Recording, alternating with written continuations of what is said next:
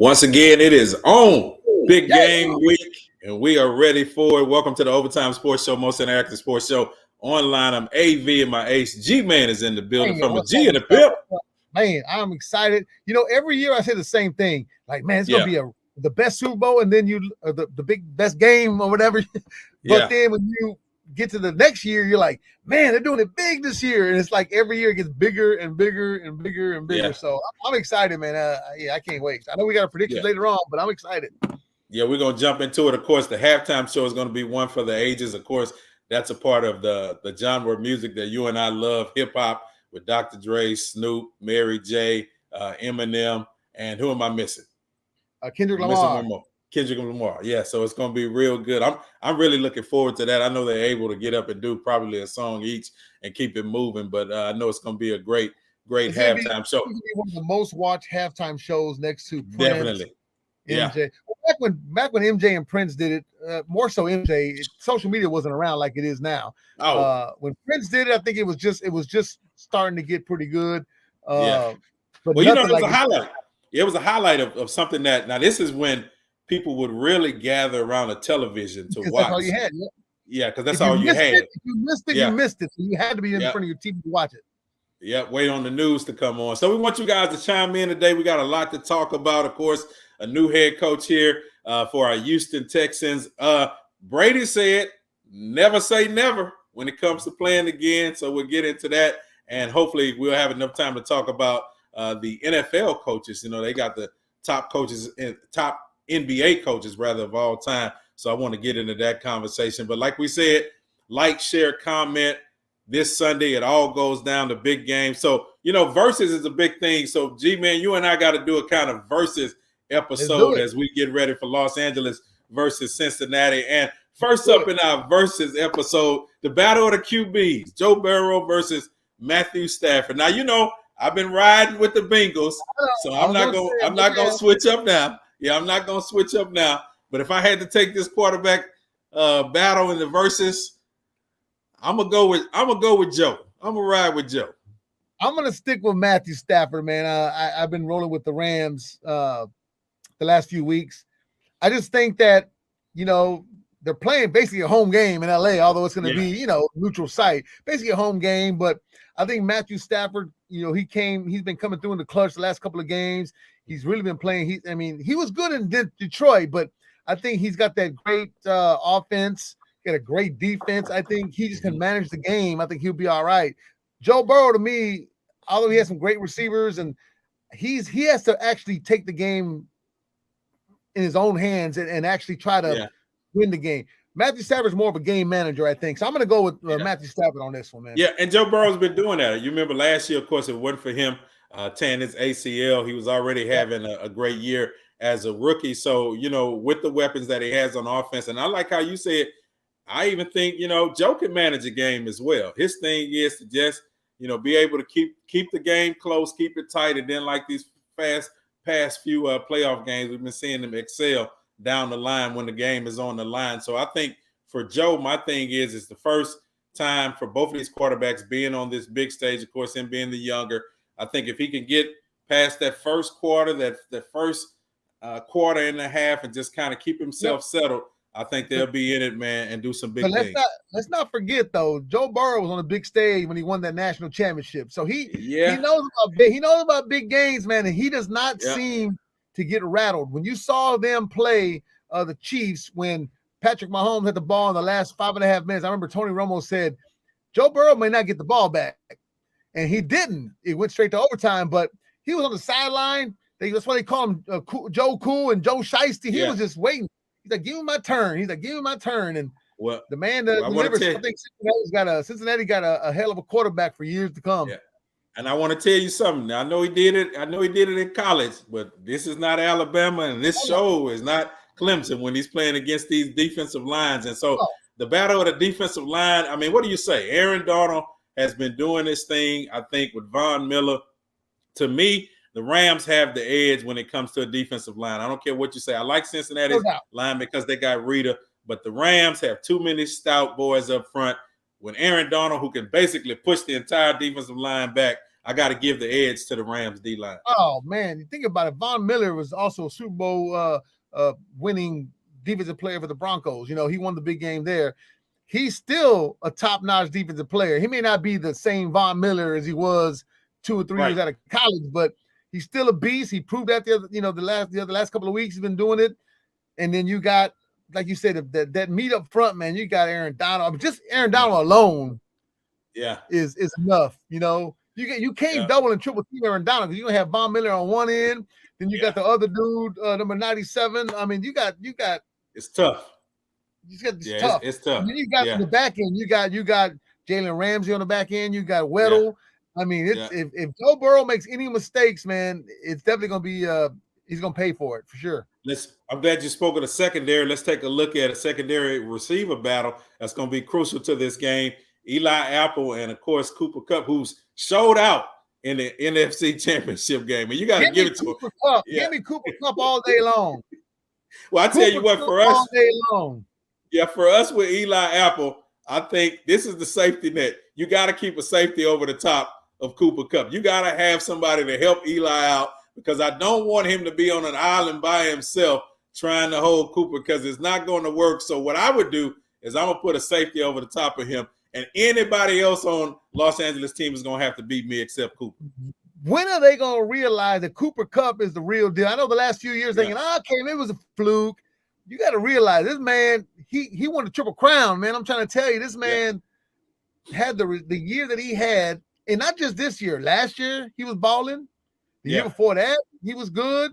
And then I remember watching him on Hard Knocks when he was a rookie. I thought, okay, this guy's going to be all right. I thought maybe he may be another Danny Amendola or something like that. But now this guy here is turning into one of the top 3 receivers in the league.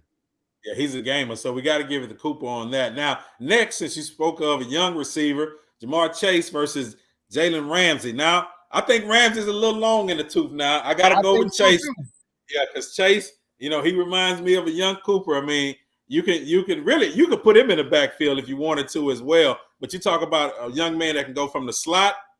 He can take you over the top. I mean, he's got hands. As we've seen all this year, he's been able to produce. So in this case, I got to stick with the Bengals, and I got to go with Chase. I do too. And you know what? I think you're right on Jaylen Ramsey. I don't want to say he's overrated, but I don't think he's that shut down corner that we used to see with Asamoah. You used to see with these other defensive backs where you just knew, the Darrelle Reeves of the world.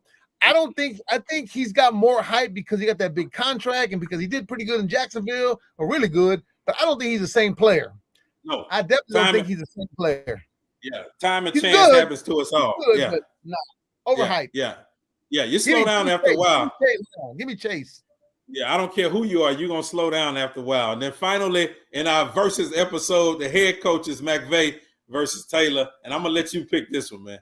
I got to go with the guy who's been there before, Sean McVay. Although he lost one, but he's been there.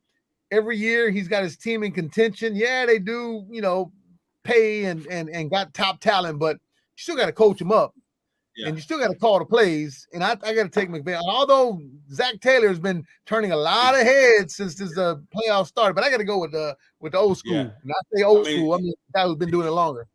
Yeah, Sean McVay. I mean, he's a tactician, man. The brother he's basically drawing the plays on the sideline. He's kind of like how we grew up when you just playing with your rocks and you go to the sideline and draw a play. Yeah, for everybody to go run. So, man, for him, McVay is the man. I mean, I think hopefully he won't go brain dead in the third and fourth quarter with Los Angeles and just try to do too much and walk away with a lose. I appreciate that, Ken. Zach Taylor learned from McVay, which is absolutely true. So hopefully, they'll be able to get a win. But I got to go with Sean McVay on this one. Ty, we appreciate you checking in. Hey, G-Man, there's a new beard in town now. A couple of weeks ago, we just knew Josh McCown was on his way to being the head coach of the Houston Texans. We were hopeful that Brian Flores would get the job. And then all of a sudden, in the 12th hour, we started hearing the rumors that our good friend, defense coordinator Lovie Smith, was a candidate for the Houston Texans. Your first reaction, because I was shocked, but I just felt in my spirit that the Texans were going to pull a late move, and I didn't have no idea that it would be Lovie. I didn't think it was going to be Lovie. I honestly thought they were going to shock the world and take Flores. But then I heard, I don't know if you saw this, Flores' attorney said that the Texans were going to hire Flores before the lawsuit came out. When the lawsuit came out, they said, nah, but I don't get it. Like, it's not like Flores is facing criminal charges or facing sexual whatever. He's just suing the league because he has a valid point. How are you going to fire me after doing what I did? Yeah. And I think that's what they did. I mean, yeah, don't go over what you said. The key word is you said he's suing the what? The league. On the league. The NFL. And I don't These think owners stick together. They don't want that smoke. Yeah. I think that they wanted to go, like you said, we've been hearing the rumors about them wanting to have Brian Flores as coach, but I think, from Easterby's standpoint, he wanted to get his boy Josh McCown in just a little bit early. And I think that they realized that if they made that move, how detrimental it would be. Watch also, New Orleans waited until we selected our coach before they made their announcement about their head coach. Because remember, they were supposed to bring Eric Bieniemy in to interview him. But when we made our decision, all of a sudden that interview disappeared. So then we got Lovey on board. Now, here's the thing about Lovey. I'm not mad at it. I understand this decision they had to make. We can have conspiracy theories about the whole situation and come up with a lot of different things. But when I look at Lovey's overall resume, I know he didn't do too good in Tampa. I know he didn't do too good in Illinois when he went coaching college. But if we go back to Chicago, you got to remember in his first season, he went 5-11. In his second season, he went 11-5, became the coach of the year. And then that next season, 13-3, on his way to winning the Super Bowl. Well, he didn't win the Super Bowl, did he? Well, pedigree. Remember, he's got one. And remember, he lost the other. So he was the coach of the Bears when they lost to the Colts. Yeah, remember they won. Remember, he won one and they lost one. So he's been a winner. He's been a winner of a Super Bowl, but he also lost in the Super Bowl. So he has Super Bowl pedigree. And what I'm saying by that is, I think for Lovey, my thing with Lovey is I trust Lovey's wisdom when it comes to rebuilding the team. Now, with these new rookie coaches, I was a little on the edge. Of course, with Josh McCown, I was out altogether. Brian Flores, I was like, well, his connection might bring Watson back. I don't know why I was holding on to that. But for me with Lovey, I think Lovey can take us from where we are and actually lead us to a Super Bowl if they stick the course with it. Hang on. You kind of got me a little crazy here. What Super Bowl did Lovie Smith win? Because I remember they said he was in 2 Super Bowls. So, and I couldn't stand corrected. As a head coach, I know somebody on there was commenting. I know he lost one as a head coach of the Bears. I don't think he's never won. He lost one to Peyton Manning. I do know that. No, he lost to Tony Dungy. Yeah, to Tony Dungy and Peyton Manning. Yeah, right. He lost. Yeah, he lost to Peyton Manning. He's never won one though. But he was he was assistant coach with the Rams when they won. Right. So that's what it was. Yeah. So I know he had that. He's been a part of a Super Bowl winner. So my thing with that is he's been to the big game. Yeah. He's been to the big game. Yeah. So for me, I believe he can take our Texans and it's a lot of ifs, and y'all can chime in on this, if this front office allows Lovey to coach and put the players together that he wants. And G-Man, that is a big if. Big if. And I don't know if them boys on Kirby are going to let him just have free reins and be like, do what you want to do, get us to the big game. I still think there's more going on behind the scenes than we know. I don't know. Can Lovie Smith, can he be a hire to please the minorities? Could that have been a hire? Because if that's the case, I would have Flores. Yeah, definitely. Because I think if they would have went with, Billy Bob, whoever, they would have been like, wait a minute, man, come on. We just went through this whole minority thing about hiring coaches, and now you're going to go and do that or go get Josh McCown. I think they felt they had to get Lovie Smith or somebody of that. Brian Flores with the lawsuit, that was definitely not going to happen. But No, it definitely would. But here's one thing I do like, and you talk about expectations. If we get 5 or 6 wins, I'm cool with that next year because I realize we finally got all our draft picks. We can sign a couple of free agents, hopefully some young boys, somewhere between 23 and 27. I don't want to go get the older vets and, you signing them to long contracts because we're still in a little bit of cap hell until we trade Deshaun Watson or whatever happens with that situation.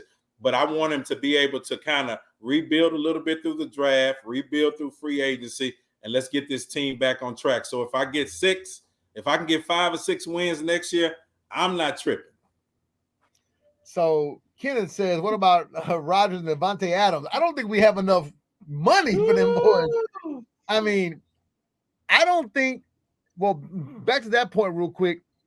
If Devontae Adams don't sign with the Green Bay Packers, I do not see Aaron Rodgers wanting to go back to Green Bay.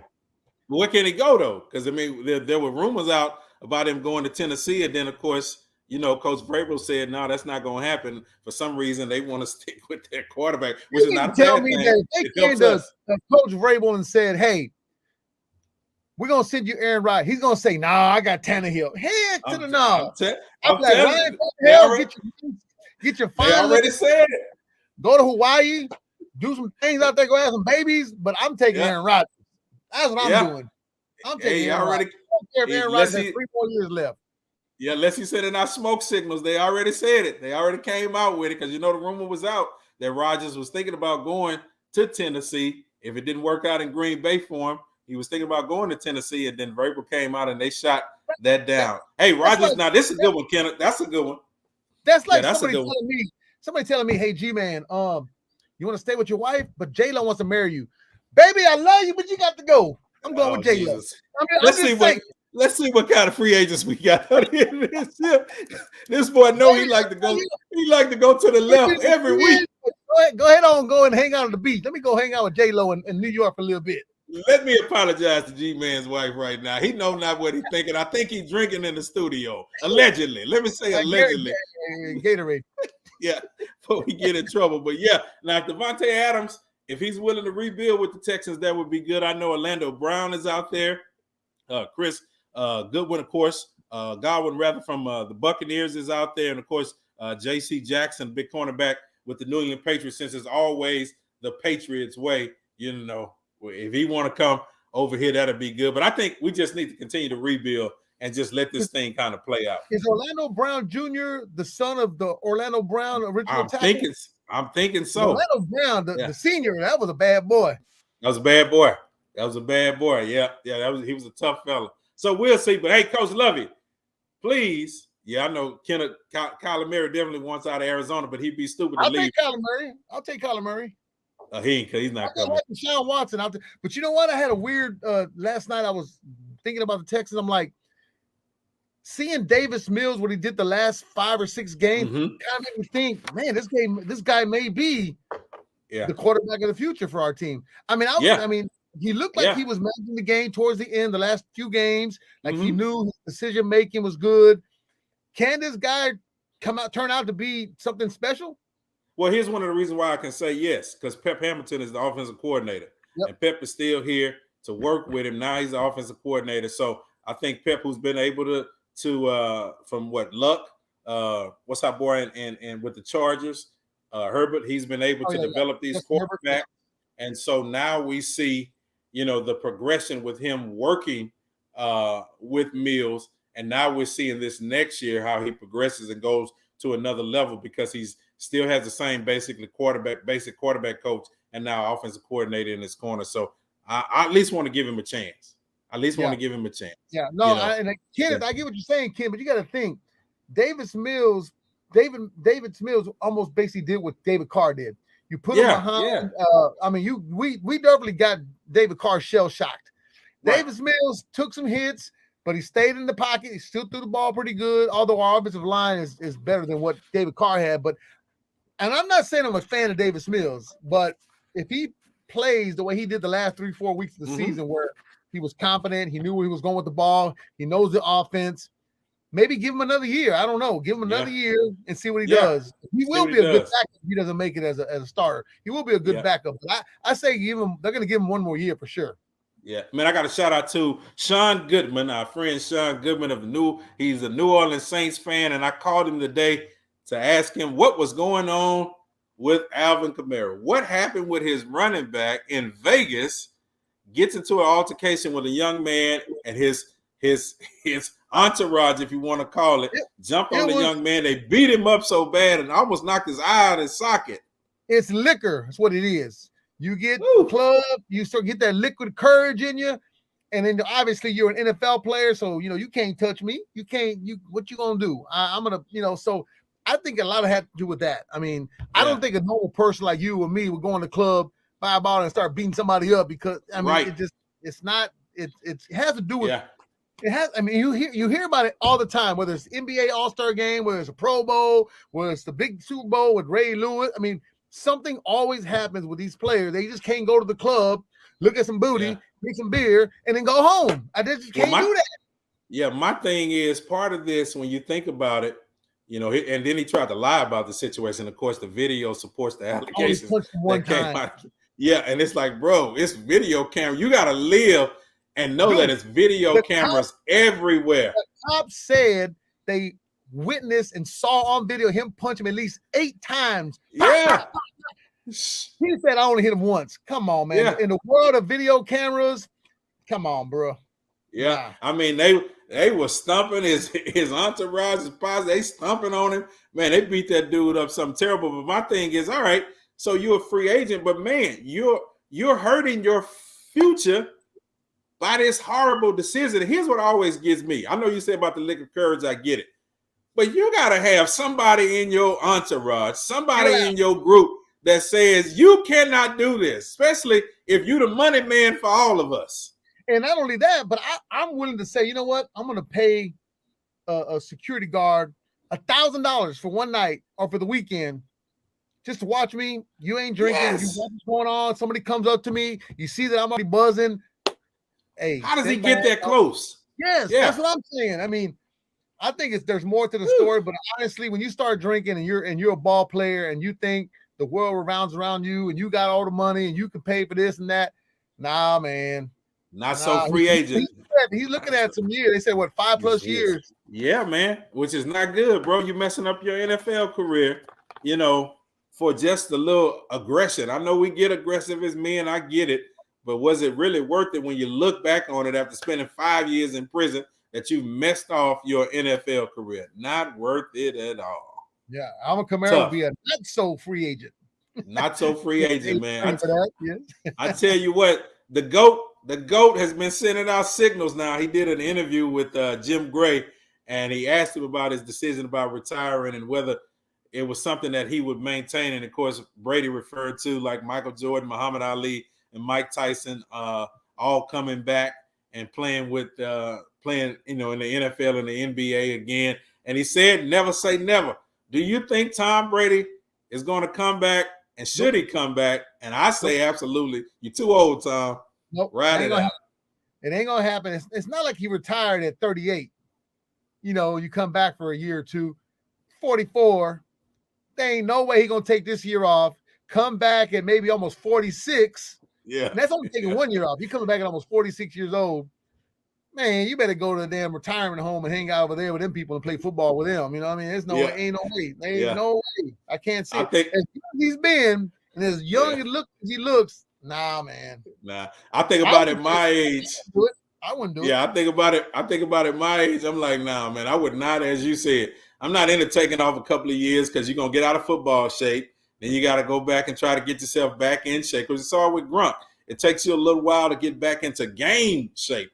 I'm not talking about just in physical shape. I'm talking about game shape. And I know he's one to duck and dodge when the blitz is coming in. But it only takes the right person to hit you one good time to really do some damages to your body. You're 44. You're able to get out of the league. You're still healthy. Your body's intact.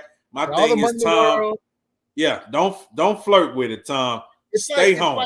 Stay home. It's like saying Drew Brees took last year off to be a reporter. He's going to come back next year. I wouldn't take a chance on Drew Brees right now being out of the league for a year. And even though he's younger than Tom Brady, I wouldn't take a chance on that. Yeah, I wouldn't do it. I wouldn't do it at all. I'm like, I would sit there on the beach with my beautiful wife and just do some things, man. But other than that, enjoy life. Enjoy life. Now I want to hit a little bit of NBA. I saw this. The NBA revealed its top 15 coaches in league history. Part of the league's 75th anniversary, and the top 15 coaches were announced. And just a couple of the coaches that stood out: Red Auerbach, of course, Phil Jackson, I mean, you got to give it to him. I know he had Michael Jordan, but still, you got to. He coached the X and the O's, and he had Kobe as well. Yeah, so you got to get a man his props. Greg Popovich, Pops, great coach. Duncan, great coach. Robinson. Although I think when he was the GM of the team, I don't know if you remember this, he was the GM of the team before when they had David Robinson. When he knew they got Tim Duncan, he's like, okay, I want to coach. Yes, well, sir. dang, I could have coached that team to an NBA title. I don't agree with Don Nelson. Okay, you don't agree with Don? I don't agree with Don Nelson. No, I'm cool with Lenny Wilkins. I don't agree with Doc Rivers just yet. I think it's too soon. Pat Riley's on there. Pat Riley, yes. Casey Jones for sure. Just Steve looking at that list, Steve Kerr, not yet. I think he inherited Mark Jackson's team. I think Mark Jackson would have won. Yeah, he definitely did. He definitely did. Old school. Well, if you think about old school basketball, obviously it was way different than it is now. So you gotta have something there. What about Chuck Daly, man? That's one for me. Chuck did good with the Pistons, the Bad Boys. I mean, you got to give it to them. They were before Michael Jordan could get his footing. The Bad Boys were beating him up, man, every year. It was tough for him. Spoelstra, I mean, come on, you got to give it to him with Miami. I know he had LeBron. I know he had Wade on his team. Pat Riley's like team. I said, it was still Pat Riley's team. But hey, my thing is he maintained him enough to get him back to the championship. So get him in his props. Only because I'm a homer, I wouldn't mind seeing Rudy Tomjanovich in there. But I know they're not going to get. But think about it. He won 2 back-to-backs with a team that wasn't even supposed to be there. Yeah.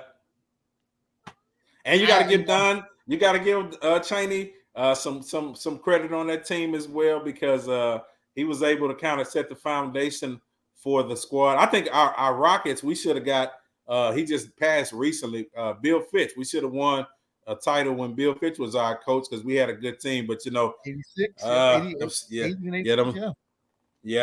of them spirits got in the way that you was talking about, and some of the other stuff got in the way, and that kind of destroyed that little team that we had. But it was a good team that was put together.